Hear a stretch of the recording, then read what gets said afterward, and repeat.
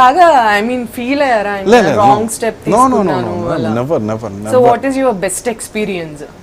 అంటే industry entire career ఇండస్ట్రీలో every film is the best experience for me. From every film I'm learning new things. Okay. So ఎన్ని movies release అయినాయి ఇప్పుడు ఎన్ని movies చేశారు basic గా మీరు నేను 13 ఫిల్మ్స్ అయితే కమిట్ అయ్యాను 13 రిలీజ్ అయినట్వి 1 2 3 4 5 6 7 ఫిల్మ్స్ రిలీజ్ అయ్యాయి 7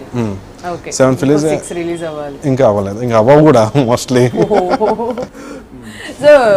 మీకైతే ఒక మూవీ డైరెక్ట్ చేసే ఆలోచన ఏం లేదా అంటే డైరెక్షన్ అనేది ఐ డోంట్ నో ఆయన ఎప్పుడు దాని గురించి ఆలోచించలేదు షార్ట్ ఫిల్మ్ అయితే ఒక షూట్ చేసాము కొన్ని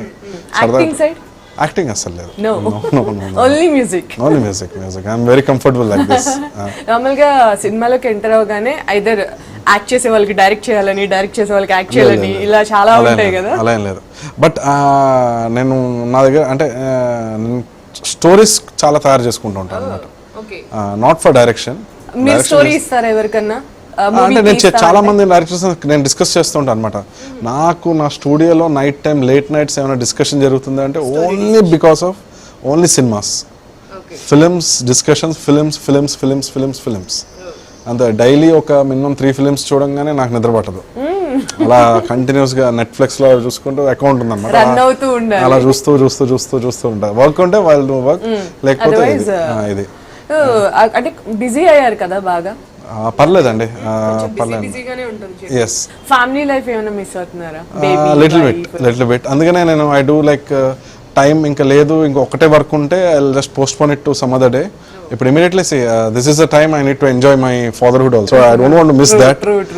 సో నేను ఇప్పుడు లాస్ట్ వీక్ అంతా కూడా 5 days ఉన్నాను మళ్ళీ 3 days మొత్తం ఇంట్లోనే ఉన్నాను మళ్ళీ రాలేదు స్టూడియోకి మళ్ళీ నిన్న వచ్చాను మళ్ళీ స్టూడియోకి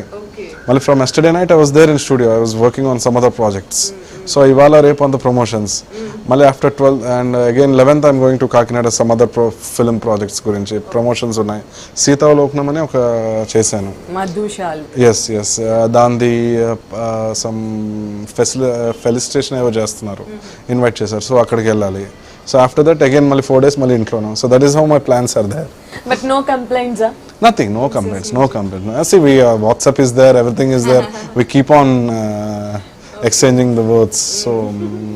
I mean there's no complaints so ela ayindi పరిచయం